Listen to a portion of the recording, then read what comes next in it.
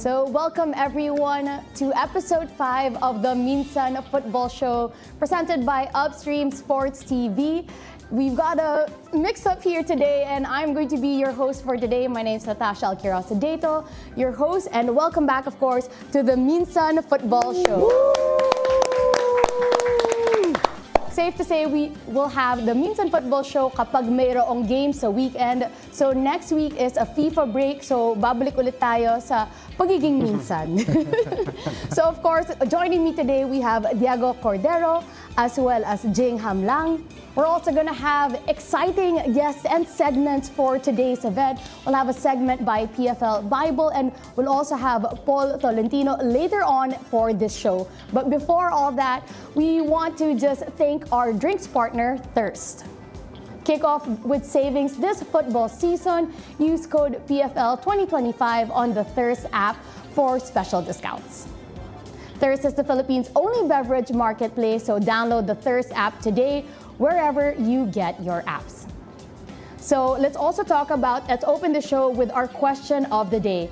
As a fan, how do you transfer your excitement of football to your non-football or non-sports friends? So we're inviting all the viewers, of course, to type out your answers down below.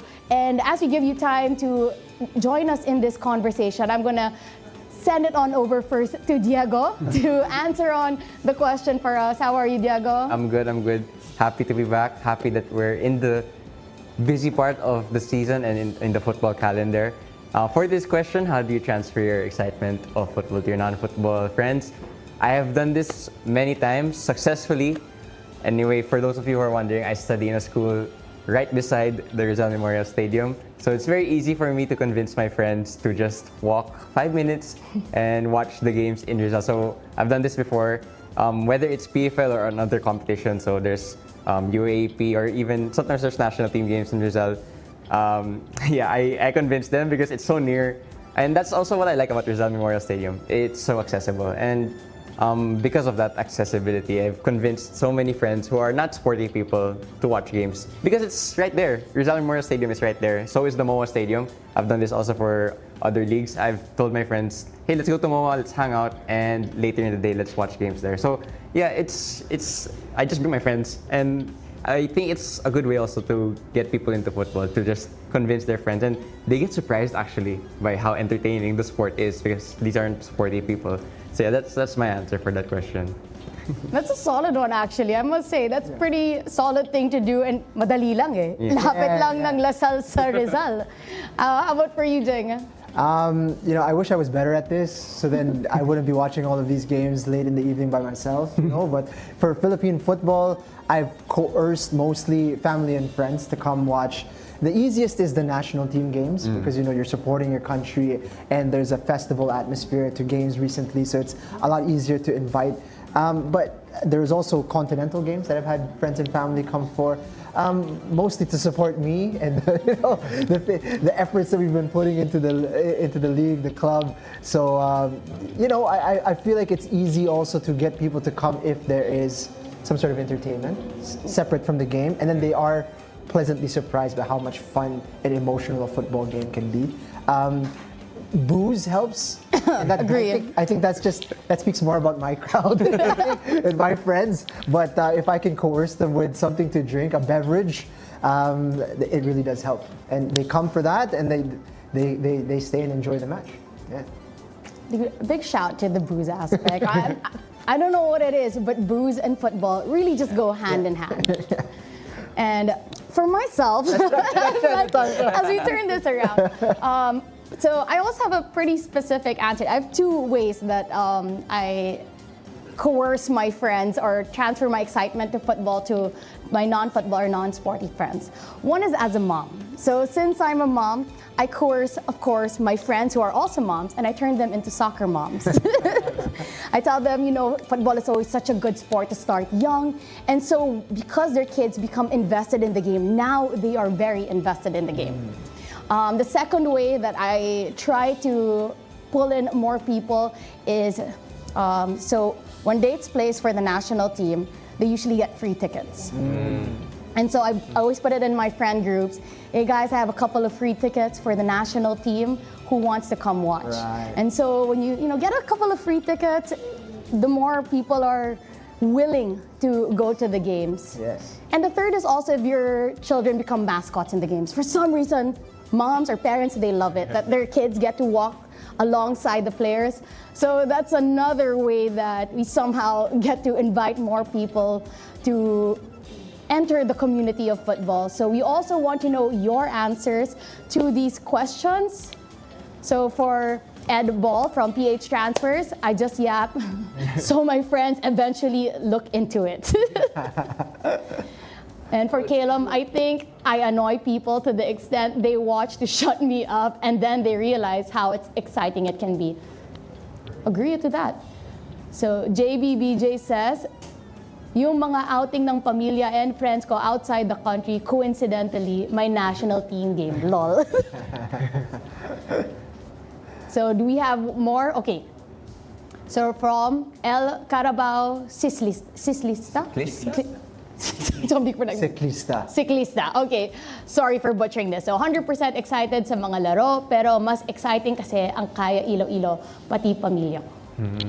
There you go. Nice. So keep sending us your comments and how you also help transfer your love for football to your other non-football, non-sporty friends. And of course, we'll read them out later as well. Now, let's talk about the week we just had last weekend. And of course, we also wanted to let everyone know that all highlight videos and videos on demand are available at youtube.com/wearpfl. And also, don't forget to subscribe and hit the notification bell. Come on, guys. We know you love this show, so show us some love back. Hit the subscribe button. And let's, of course, talk about the recent games. Let's start with that first match. It was Don Bosco Garelli versus Maharlika. Maharlika with a win 1-0, the tightest of wins. If I'm not mistaken, Jing, you covered that one? Yes, I called it alongside Vinny, and yeah, it was a big question mark in that game to see how Don Bosco Garelli would fare against Maharlika, and similarly so for Maharlika, a team that's trying to break into the top 6, how do you deal with a side that on paper you should be able to beat? And what we saw was that Maharlika is a far improved side from what they previously were. However, they weren't able to completely blow Don Bosco Garelli off the pitch, which shows also that Don Bosco Garelli have improved quite dramatically as well. Although, it was so much fun to see that, these teams that perhaps historically were really struggled, right? And sometimes the entertainment value of these matches weren't exactly, box office, right? But calling this match, I enjoyed it. I really did. I could see the method to their play. I could see what they were going for, and there was quality out there on the pitch as well. So, Maharlika eking out this win, I think it sends that message that they are pushing and making their way in the right direction. And for Don Bosco Garelli, I think they could take a little bit of confidence from this, because their first outing was a beatdown in a way to Tuloy.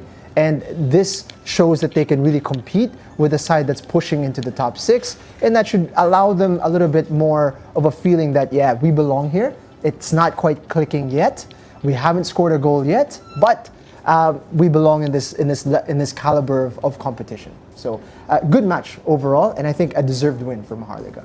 And I love how close and tight-knit that match was. And it wasn't also just one-sided. Yep. You could see Garelli, especially later on in that match, they did get those chances on goal. Oh, there was a touch of controversy as well, wasn't there?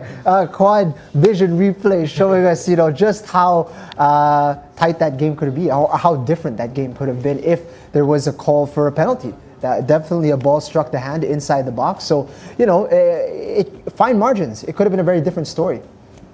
Do you have any players that stood out to you specifically in this matchup? I think what I'm enjoying from seeing Maharlika play is that I'm seeing a lot of the veterans who are establishing themselves in this side and getting more minutes, being leaders. The Michael Menzies, the Ibarles. I'm seeing how they cope with their new roles and how they're making this new chapter a beneficial one into their careers. So I really enjoyed watching their progress.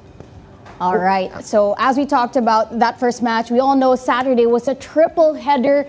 And so a lot of football to be talked about. The second game on that day was the Philippine Army FC taking on the Aguilas UMAC FC. Aguilas UMAC getting their first win this season. A big 5-0 statement. Diego, you covered that game. Give us your thoughts on it. So these were two teams that were the bottom two. They were winless and scoreless, both of them. And then I was a bit surprised actually before the game started to see that Aguilas played with a very changed 11. So I thought that on paper it was going to be an even game. Again, two teams on not the best form. It could have gone either way, but Aguilas UMAC, they just stepped on the gas and didn't stop for the whole game. So they got a 2-0 lead right away in the first half, and then in the second half they just blowed their opponents away. For Philippine Army, a bit concerning that they're still unable to score a goal and get any points this season. In the end of the day, what they'll have to say to themselves is that it's still early in the season. We can still pick ourselves up, although their next game is not kind to them at all. But the winners of this game, Aguilas UMAC FC, they're going to be very happy with this. Finally, they got running in the table this season. They're finally not on 0 points and not on 0 goals. Coach Jorg actually wasn't there on the sidelines, but I imagine he would be very happy with his team's performance that day. And of course, Ibrahim Adamu getting a hat trick. And I'd say the best celebration we've seen so far in the PFL.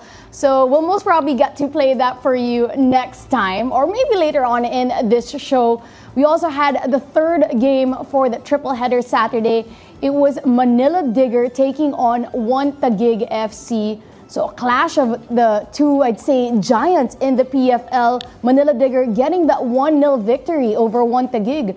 Jing, what can you say about that matchup? You covered that game as well. Yeah, Diego and I had the pleasure of calling this one. I think there was a lot of hype heading into it, and rightly so. Two teams in very good form, going head to head, and I think the expectation that it was going to be a really tight and competitive match. And I think the biggest surprise was that despite what you see on the scoreline as a slim margin, it was actually largely Manila Digger having their way. And that was a shock to us, to a lot of people, that they had such control over that match and could have very easily been ahead by more. I think it was a very, very impressive performance because Manila Digger, they've been hot and cold this season. They've been undefeated, right? But we weren't so sure what we would get from them in their performances. But in this one, it was assured, it was methodical, it was professional from them against a One Taguig side that took a really long time to settle and to find their bearings. And in the end, they just couldn't solve the riddle that Manila Digger was presenting. So a very, very impressive performance from Cisse, who scored a great goal, Guy, who was just a workhorse in attack, and then you had Shermar Filonco that was very, very good, and the wing players that they had, Yoshioka as well as Schaffner and Ziggy Taninko on his debut, being thrown into the fire, did it very, very well. Very impressed by Manila Digger, and this version of them is very scary. They look like title contenders. That's true. It's good that they were able to pick themselves up to give us that performance that we expect also from Manila Digger. And Cisse's goal, another technical masterclass. Quality. You know, he can really just create different ways to score, and it's always such a joy to watch his technical ability shine. It really puts it top. Could I just add one more thing? I forgot to shine a light on the young goalkeeper. Yeah. Playing in a huge game as a young man and just lights out. Played incredible in that game. Sorry, I just wanted to give him his flowers. Go ahead. Of course, do you have anything to add as well, Yeah, Diego, for that game? Really, really impressive from Manila Digger. I think the scoreline actually flatters One Taguig a little bit. So many chances, and I actually think that the goalkeeper of One Taguig, si Kupic, he made so many saves. And I think that's the only reason why Manila Digger didn't come out of this game with a 2-0, 3-0 win, because honestly, that's what they deserved that day. So all clean sheets on Saturday. We go head on over to our Sunday doubleheader. It started off with a Visayas Clasico. It was Kaya FC Iloilo versus Cebu, and Kaya took that one 3-0. Massive result for Kaya against Cebu. Diego, what were your thoughts on that matchup? Well, it was a blowout also. The goals, all of them were really fun to watch. The first one from Melise, the free kick, I believe you covered that game. Yeah. And I think the angle you were sitting at probably showed how much of a good free kick that was. Then Zambrano's goal was also excellent. But Ott scored again. He can't stop scoring. So for Kaya, this was probably the perfect weekend against Visayan rival. Again, we know how heated this match has gotten in the past. So I think Kaya will be so happy with the fact that not only are they still undefeated, they're still yet to concede a goal, and they are perfect on the table. So they've started this PFL season on fire, and what a way to announce that start to the season with this matchup. That's true. All the goals that day were pretty well, but Janjan Meliza's free kick, absolute thing of beauty. Curls right before the post. One of the joys when you cover a game is when you get to see free kicks that you see time and time again. Players do it perfectly well in the training ground. It's very rare that they get to emulate that onto the game, and Meliza was able to do that. So, of course, kudos to Kaya FC, and for the 3-0 win in that first game. For the second matchup, it was Tuloy versus Stallion. Stallion got the win 2-0 versus Tuloy, but a lot to unpack about that matchup. So, Jing, I'm going to hand that over to you. It was a weekend of clean sheets, right? So pretty incredible in that all the teams that won did not concede any goals, but Tuloy, in this match, the man of the match was the goalkeeper of Tuloy, of the losing team. It goes to show just how incredible his performance was. But when you're looking at this game, you wouldn't expect that Stallion would struggle so much against Tuloy. It was scoreless at halftime. So for a team that has been on the wrong side of the results, but with the performances that have been impressive, you were thinking, this is a game where you could really get off the mark and build a bit of momentum. And I think Stallion, despite the victory, will be a little bit disappointed that they hadn't, put more past Tuloy. But credit goes to Tuloy as well that, this is a team now that clearly belongs at this level and really is gonna be a competitive team in the PFL. So I'm very excited about Tuloy being able to keep this scoreline in this way, because in the past, there's no chance that you're going to see Tuloy keep Stallion to just 2 goals. It's a testament to their progress, a testament to their development. So, fantastic result for Stallion that they've finally gotten their win. But yeah, I think it really adds a layer of excitement to the league, seeing results like this. And just to add to that, of course, as I mentioned when I covered that game, the last time Stallion went against Tuloy, correct me if I'm wrong, but they were winning by 7 goals and 9 goals respectively the last 2 times that they went against them. So for Stallion to only win 2-0 against Tuloy, did Tuloy really lose? Because in the terms of growth and how they're growing in this tournament, you'd say that that's a big win for them to really make sure that the margins of error that they created in the game were to a minimal level. What I worry about Tuloy is, can they sustain this? I'm not sure how deep their bench is as compared to the other teams are, but of course it makes them very exciting to watch moving forward. And I'm sure from that game alone, they've gotten the respect of a lot of fans. And as we said, they're an easy team to root for. Yeah. So we hope, of course, them more success as they grow into the league. Let's also take a look at the table standings after, of course, those amazing 5 games over the weekend. All right, so Kaya FC Iloilo still up on top. 4 games played, 4 wins, and 12 points. 24-0 as a goal difference is pretty nuts. And you have Manila Digger also played 4 games, 10 points. Wantagig FC. So up on top, you can see there's a bit of a cushion for Kaya and Manila Digger, 12 points and 10 points respectively. And the next closest is 6 points, 6 points, and 4. So there's going to be a bit of a chase at the moment. And you can see that the top 2 teams throughout the season, last season, are again at the top of the table. Do you have any side comments on that? This one I'm not so surprised by, but Kaya and Manila Digger, they've come in and they're in form and they're rightly at the top of the table. But what's exciting is that Maharlika is in there. Tuloy is not far. Stallion is in there. I think they deserve that. I think the biggest shock is that Aguilas and Dynamic Herb Cebu seemingly have had a stuttering start to the season, and it seems like they're going to have a lot of work to do in order to bridge that gap.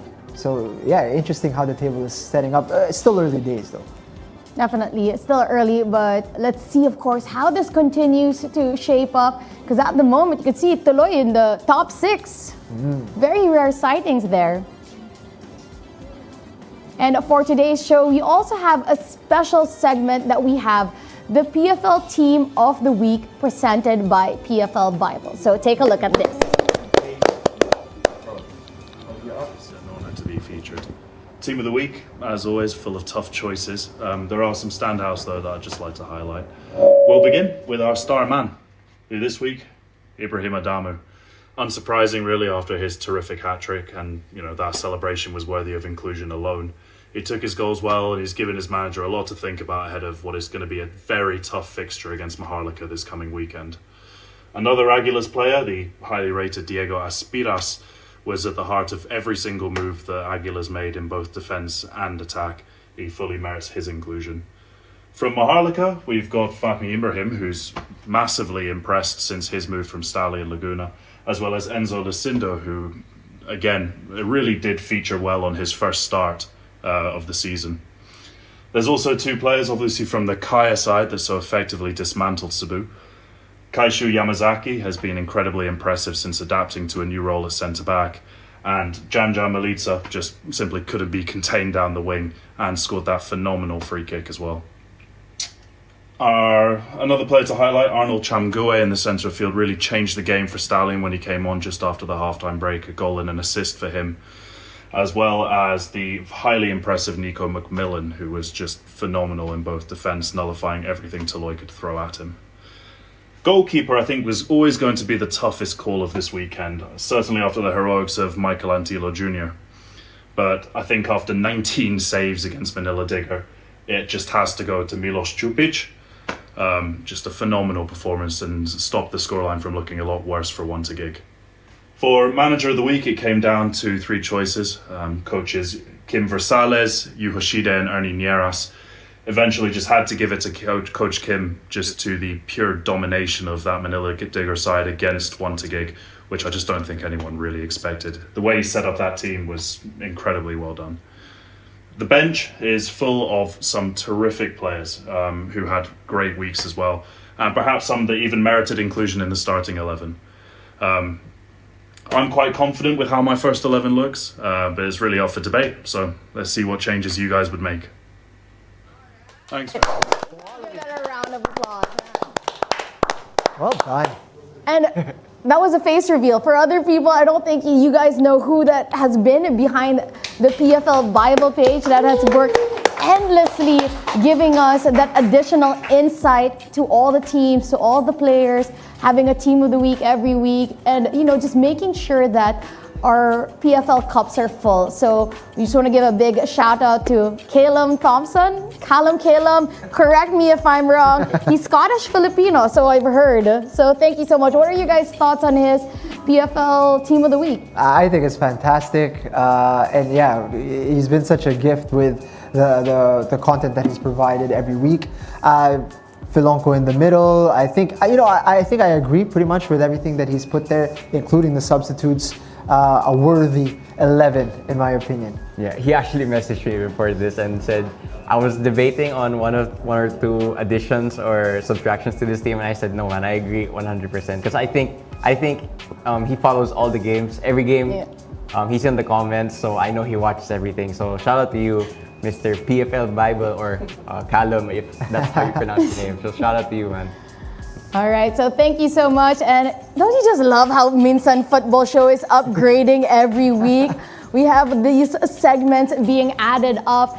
And after this, of course, we also have a very special guest. So maraming pasabog ngayon sa show natin. We have a very special guest for today's show. So everyone, let's give a warm welcome to Paul Tolentino. Come on up here, and we're gonna give you the hot seat. Nice to meet you. Nice to meet you. Hello. Hello. All right. So welcome to the show, Paul. Congrats, of course, on Kaya's recent success in the PFL. But we know you're wearing a different hat today, and that's as the president LGPI of La Liga Group, which organizes the PFL. So let's start it out with a few questions since that's what you're here for. How are you feeling? Okay, I don't know what to expect, but anyway, let's have fun. All right. So thank you, of course, for joining us on this special episode.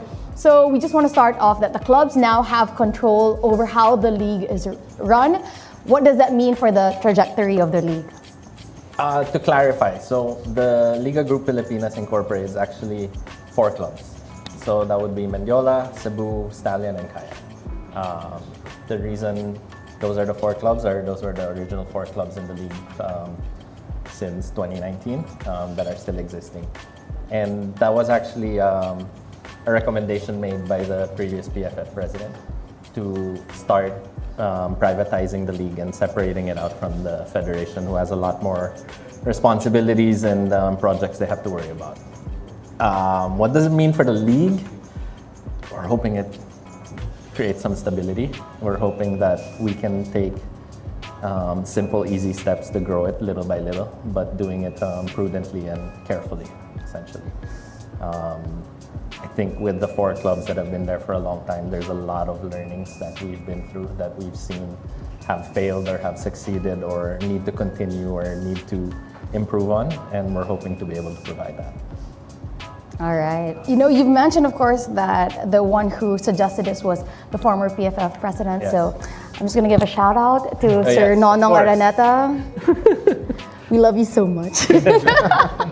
All right. You got any questions, Jing? Yeah, well, Jigo, before you jump in, I am just curious how the system works for you guys as Sure. The 4 teams, and obviously there are other teams as well. How do they feature and how things are decided for the league? Sure. So we actually set a meeting.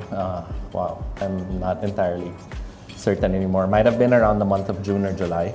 I could be wrong, so someone can correct me if they're watching. With all the other existing clubs in the PFL last season. So we invited everyone in. We explained that, look, we've already been incorporated. We've already been working with the federation.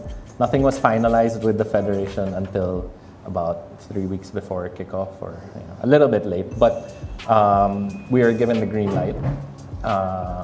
So we let everybody know that this was the plan and this is the direction. So we didn't want to catch anybody off guard.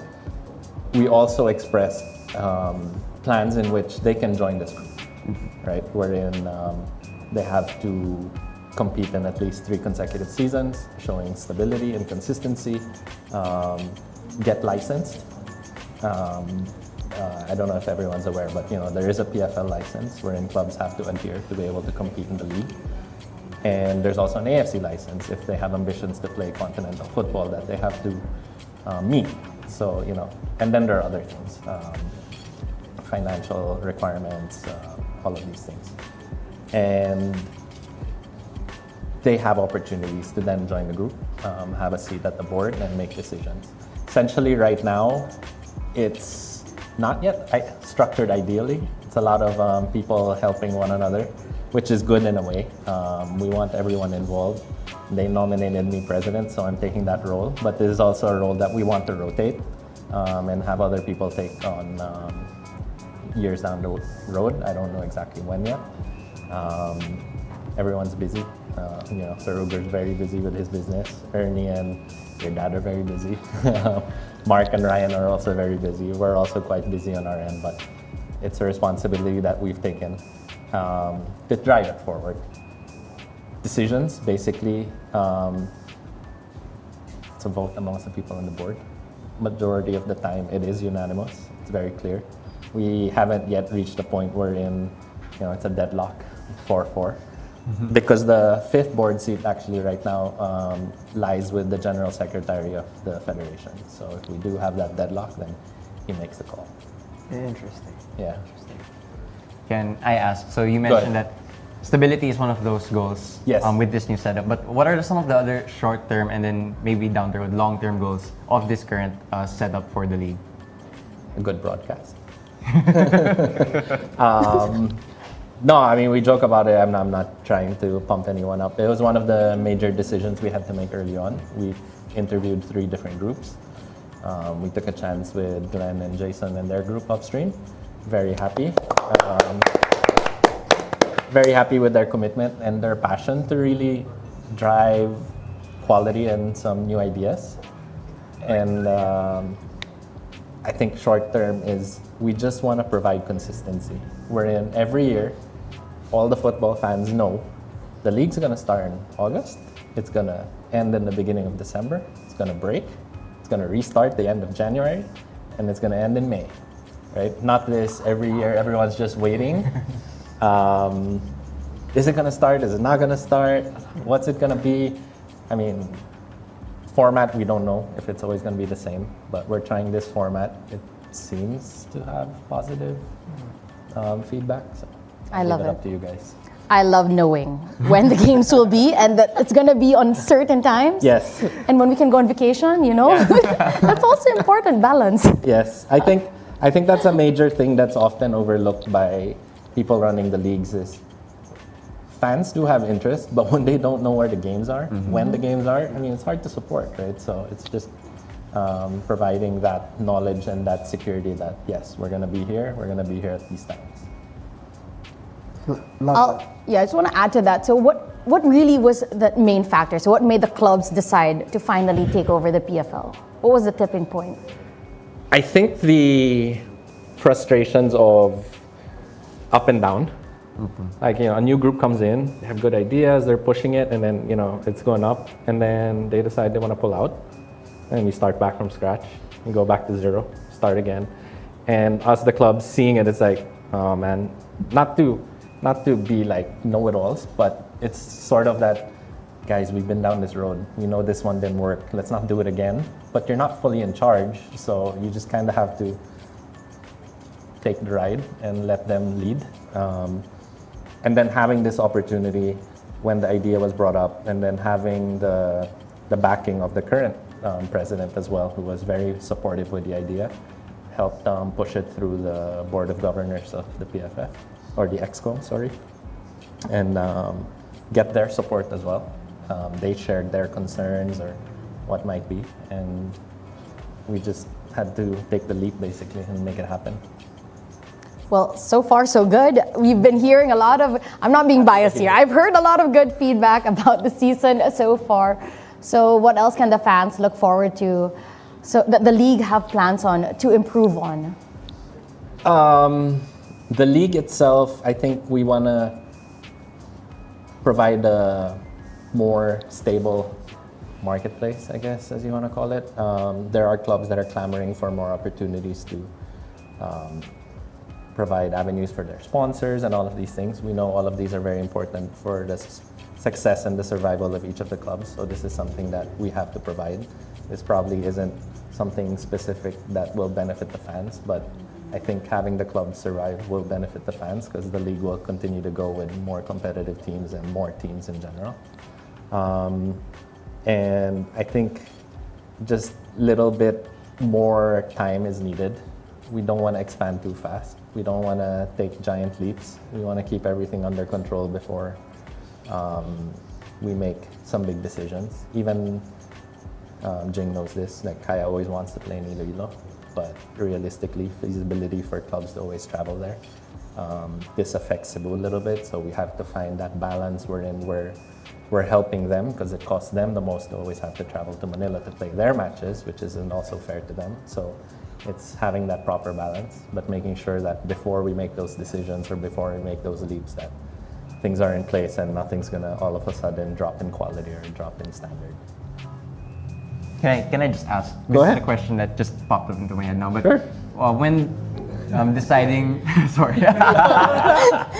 Well, when the league was being drafted or ideas were being floated, the format, there's a lot of ways to format a league. You can Yes. look around the world. There's so many different league formats.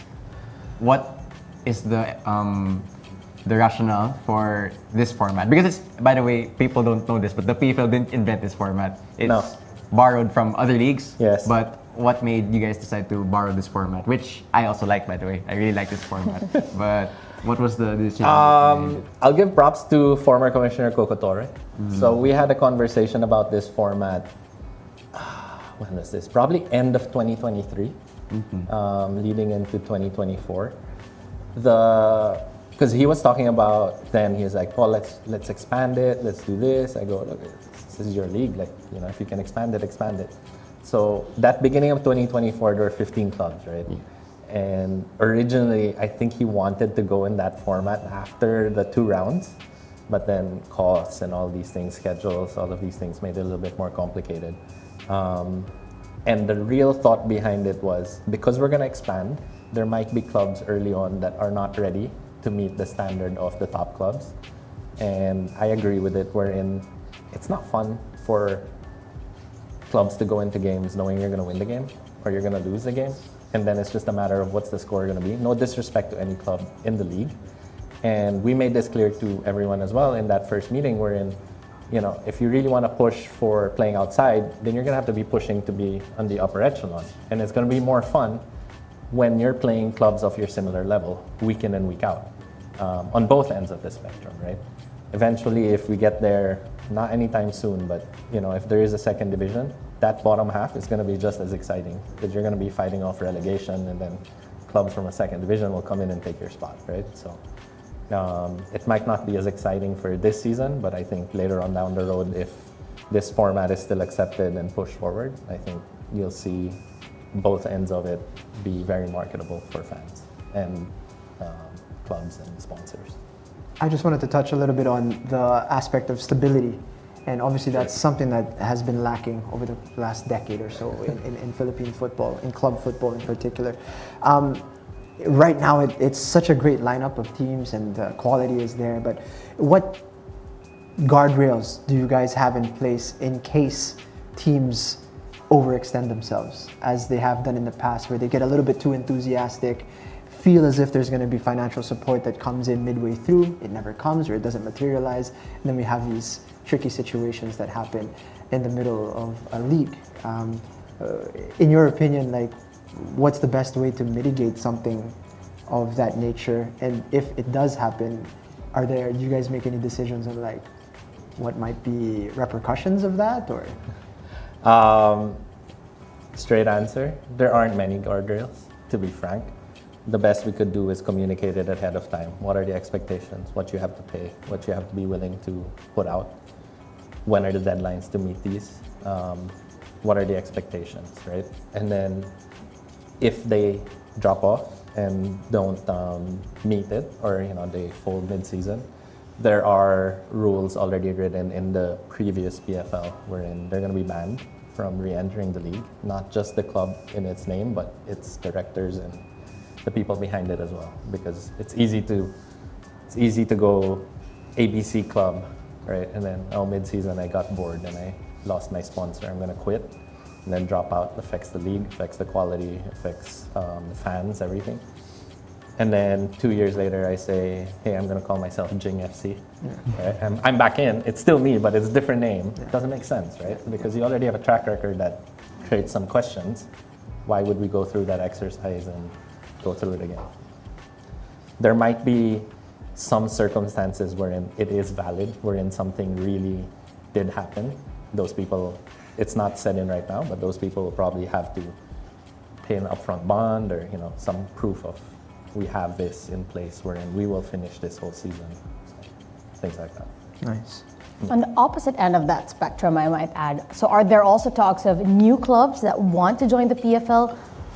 There actually were more clubs that wanted to join. I'm not in charge of that committee. That was Mark Villon of Mendiola, who was the one fielding the different prospective clubs. So they had to be weighed, they had to be vetted a little bit. I think they've been given the information already to proceed with the plan if they want to come in next season.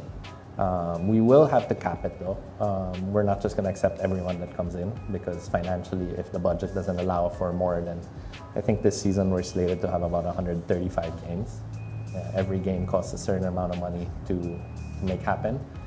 We can't exceed whatever budget is currently available for the league, which then will create problems down the road, right? But yeah, I think there was a club from Mindoro that was interested, and a club from Dumaguete that was interested. Could be wrong. Mark would be best to answer that, but yeah, I think there were at least 2 or 3 more. Air Force was also invited, but begged off for now. Can I ask one more question? Of course. I just wanted to ask, like, stability is the key thing that you guys are looking for. Any other milestones that you guys are looking to hit this season and maybe the next, or just looking ahead on sort of, we get a gauge of, I guess, your vision. More fans in the stadium, is one that I was speaking with Jason earlier, is, how can we drive more fans to come to the stadium? We want to know, we want to learn what will get fans to want to come and watch the games live. What do they want to see? What do they want to experience more to make it more enticing for them to come? The venue won't change, unfortunately, for right now. So, What do you mean? Rizal's So the first one, so from Calcef, I don't know if this is the time to ask, but will the classification group in round 3 have a winner or trophy? definitely a winner. What are they making fun of last season? You mean like a separate? No, I mean, I think because there's like the top half and then the lower half, right? So I'm guessing, because the top is sure, but the lower, I think that's the question, right? Is that the... May plate ba? Yeah, so like for the lower half, is there May like plate a trophy or a... No, we did not think about that, to be honest, and to be frank. No, we were only considering the top portion. The bottom Okay. portion was just more of a classification, which I think will lead into the way the technical committee in the PFF competitions department will probably do the schedule for next season, based on the previous ranking. Just to clarify as well, the points just carry over into the Yes. final round. Okay. Yes, so it doesn't go back to zero or anything like that. Yeah. Okay. I think that's nice to know. All right, so another question from the chat. It's going to be thoughts on PFL Youth or PFL 2? PFL Youth is being worked on. I am not in charge of that. That would be Mr. Ernie Nieres and also Mark Villon. They're tandeming on that, but they're also getting a lot of support from the other clubs. Aguilas is very active. Tuloy obviously is very active. I think even Garelli is quite engaged in those discussions. So I think the main target to kick that off is right now is dotted for December. They're looking at the age groups. They're probably going to go with 2 age groups for now, maybe 3. That hasn't been finalized. Again, I'm not the one to answer that best, but it is something that we want to do, something we've been passionate about as well for clubs to be involved. But also, like I said earlier, if they want to join the group of Liga Group, they need to be licensed. To be licensed, you need to have youth clubs, youth academy, and youth teams playing. So all the clubs, including us, need to have our youth teams competing. Nice. I love how also this episode, especially for the ones watching, is you also you get to look at deeper of what it takes to really run a club. Like not just the first team, but how it works behind the scenes and what it really takes to make everything work. Like the building blocks that make it exactly as a whole, like as a Kaya FC, as Cebu, as Stallion, etc., etc. I guess the one other question that they had there were your thoughts on other venues. Do the fans have preferred venues? We'd like to listen. Oh yeah, write it down in the chat. What are your preferred venues or other venues that you think would be good for the PFL? I think there's a lot of ideas on that front. It's also maybe to drive more fan engagement outside the metro, maybe around. One of the ideas is to work with LGUs around the country, but that would mean probably traveling 4 clubs minimum to at least have 2 matches, right? Maybe even have those 4 clubs play more than 1 game in that province. Work with the LGU if the LGU is willing to support it.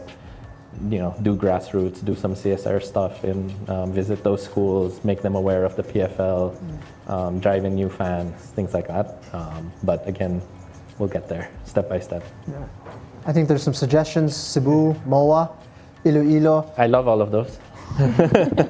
I think Natasha has a lot of experience with MOA. I think there's a slight challenge with camera positions, and that needs to be sorted out. Like I said, we don't want to lower the standard of the broadcast just to satisfy a venue. We want to make sure that the quality is of a certain standard. We want this standard to be something that is marketable and sellable even outside the Philippines, wherein companies that are willing to sponsor that are not in the Philippines, will look at the product and say like, hey, this is a good product, something you can be proud of.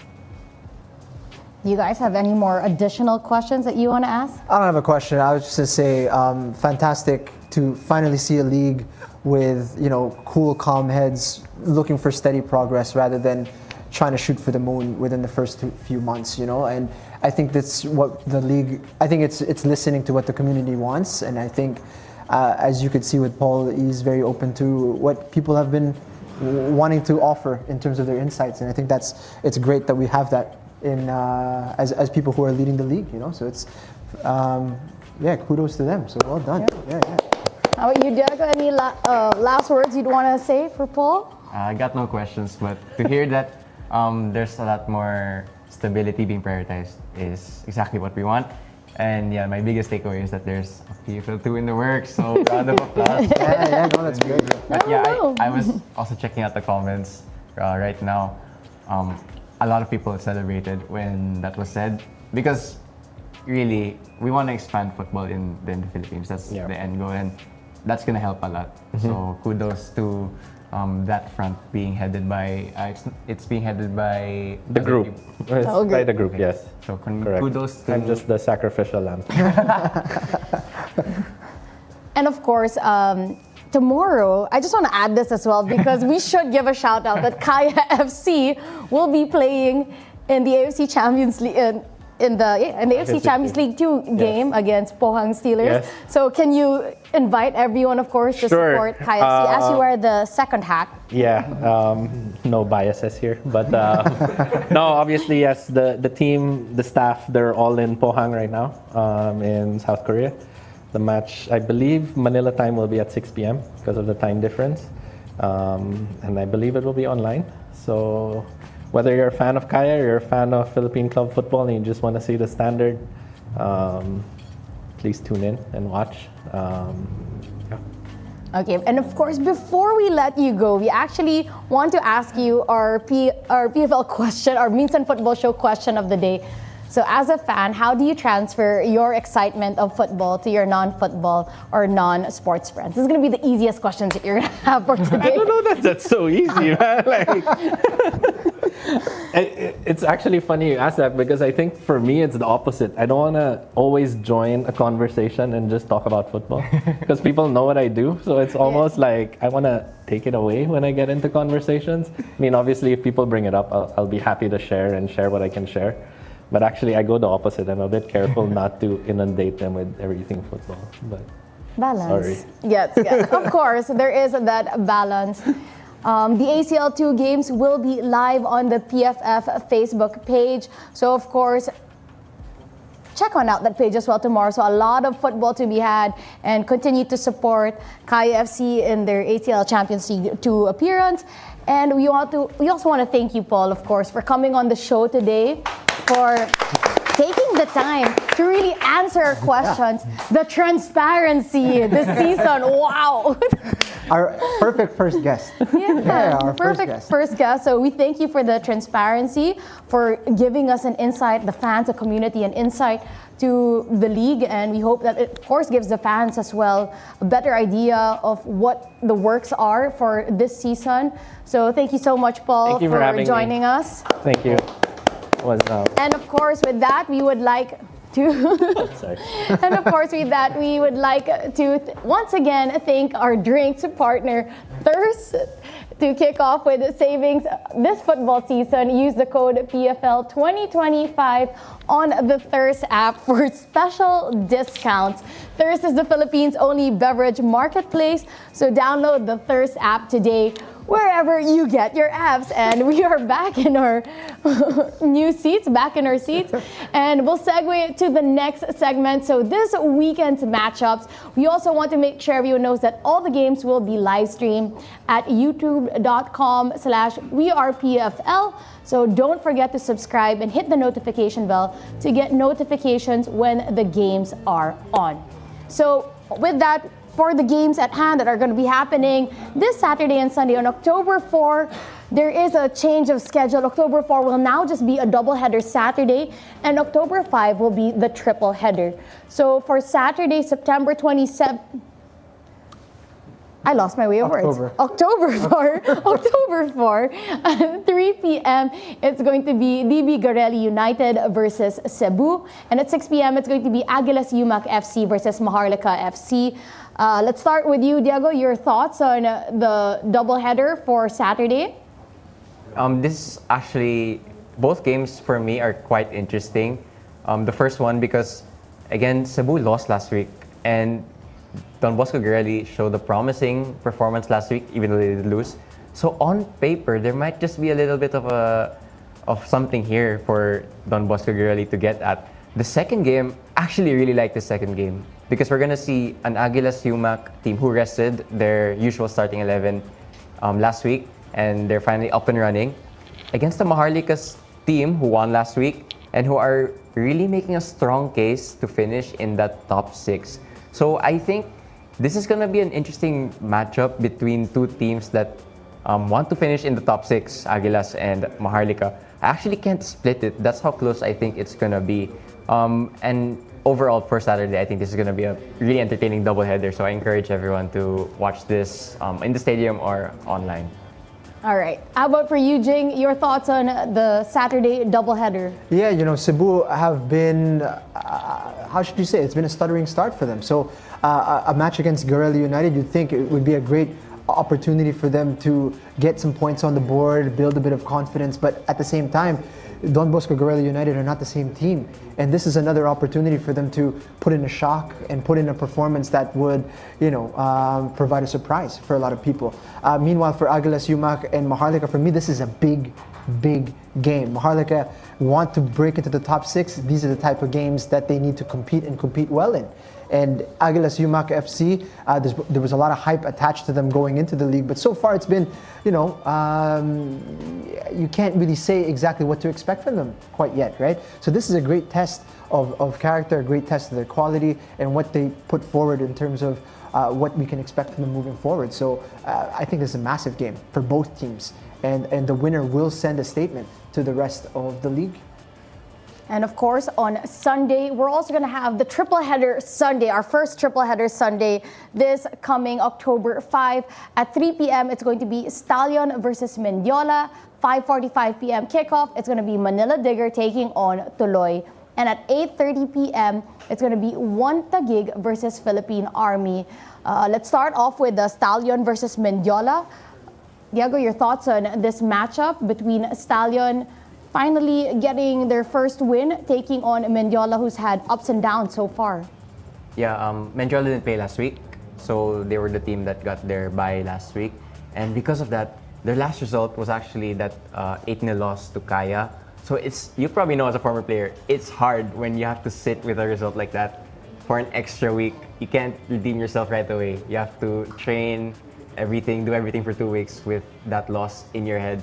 And then for Stallion, finally got their win last week. So that makes them 4 points out of a possible 9, which is not the ideal start, but at least they got up and running. And for Stallion, they're going to be looking at this game as a way for them to start building their momentum. I think their next game after this one is actually One Taguig, so they really need to build momentum.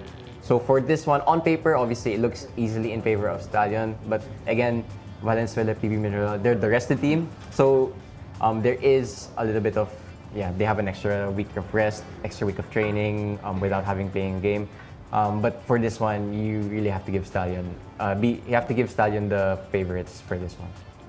And also, a little bird once told us that a certain Finn McDaniel will be making a return to Stallion Laguna FC. Parang dito na breaking news na yun. Dito din yung breaking news. So may face reveal sa PFL Bible, Paul Tolentino on our show, pati yung mga breaking news of players coming back to the PFL. Minsan football show Iba eh. All right, and of course, the second game, it's going to be Manila Digger versus Tuloy. Jing, what are your thoughts on that matchup? Manila Digger have an opportunity to really cement themselves as a team that is going for the title. And these games against Tuloy are going to be much trickier than they were in prior seasons. So you have to be very careful about these types of games because Tuloy is a type of team that could throw a wrench into your title push, right? Tuloy have shown that even though physically they can be dominated, or on paper they look like they should be dominated, they find a way to be crafty. And Manila Digger can't sleep on this game. And because if they do, they could get punished in a big way by Tuloy. So for me, this is about sustaining momentum for Manila Digger. And for Tuloy, this is a game that there's really nothing to lose, right? Nobody expects you to get a point or to do to get much from this match against Manila Digger. So it's a chance to really express yourself, go for it against a team that should provide a lot of challenges for you to solve. So fantastic opportunity for Tuloy to really go for it against this one. And at 8:30 p.m. for our triple header Sunday, it's One Taguig versus Philippine Army. I mean, on paper, it looks like it's a clash in favor of One Taguig, but of course, football isn't played on paper. Your thoughts on this, Diego? Again, One Taguig are going to be licking their wounds a little bit because their performance last week was not what we saw in their first two games. I think One Taguig will still be happy with how they started the season because they beat two direct rivals. For Philippine Army, it's going to be an uphill battle. They're going to be the ones behind the ball, not having much possession. But again, if you have a slightly rotated One Taguig team who just lost last week, there might be something on the cards. So you never really know, and you can't really for sure say that this match is going to go one way. Obviously, it is favoring One Taguig, but that's what we love about football. Sometimes there are shocks from places where you wouldn't expect. Maybe this match is one of those. So we'll see on Sunday for our triple header. All right, so that's how we went down through our coming weekend's matchups. Of course, there's also going to be more football to be had after those games. As we mentioned earlier, tomorrow, Kaya FC are going to make AFC Champions League 2 matchup. They're in Korea at the moment. And what are the other games to look forward to? So a lot of Filipino football fans will have seen that, I think a few days ago, the national team squad for the Philippines men's senior team has been announced. So that's because we're playing two games against Timor-Leste. So the first game is the away game. I'm not sure what the venue is, but it's the away game on October 9, the Thursday, against Timor-Leste. And then the following Tuesday, October 14, we will play Timor-Leste at home in the new Clark City Stadium. That will be at 7 p.m. And I'm sure the PFF is organizing some form of transpo for fans. But those are the two games for the national team. This is the reason why we don't have a show next week. Yeah. But at least we have something to look forward to, despite the fact that there'll be no Minsan football show and no PFL. We have two big games for the Philippines so that we can finally get back into the Asian Cup for the second time in our history. Huge window for the team. These are the games that you really need to win in order to really give yourself a chance of qualifying. I think the first game is going to be played in the Northern Territory in Australia. Okay. So it's going to be quite a travel for them back and forth. But we wish the guys a lot of luck. It's a powerful squad that they've got. So even though there is no Minsan football show and there's no PFL for the next week, there's not a drop in football games because after the PFL, we also have the men's national team Asian Cup qualifier matches. We also have the FIFA Women's Futsal World Cup coming this November 21 to December 7. Tickets are finally available online. Remember, the Philippines, the women's futsal team, we are playing in the World Cup. So it's going to be Philippines versus Poland on November 21, Friday, 8:30 p.m. Philippines versus Morocco, November 24, Monday at 8:30 p.m. as well. And Argentina versus Philippines, November 27, Thursday, 8:30 p.m. as well. So kahit may trabaho, may oras pa rin. May time pa para sa traffic bago makarating kasi malapit lang naman yung venue. It's all gonna be in Manila, in Pasig. So the all-day passes for the tickets, so whether it's a doubleheader, etc., Category 1, it's going to be 1,399 pesos. So that's for the whole day, all-day passes. Yeah, you can watch as many games as there are available. That's going to be premium seating, assigned seats. For Category 2, it's 699 pesos, open seating. And for Category 3, it's 499 pesos, open seating in the higher sections. So we also want to give a big shout out, of course, to all the fans who hang out in the chat, who watch the show. Leon Silo for the video review of the PFL live streams. Hey, appreciate it. You know, we appreciate everything that you guys do and for joining us along as we take on this new show as well, where we try to break down and give you even more insight to the PFL. So games will be at the Rizal Memorial Stadium and streamed on the PFL YouTube channel. We also want to invite everyone to follow our PFL at TikTok_WeArePFL_. And lastly, we also want to invite you to subscribe to Upstream Sports TV for more emerging sports live streams and features. All right, so that's it for my friends at the panel here today, Jing Hamlang and Diego Cordero. And thank you for joining us for the Minsan Football Show, episode number 5.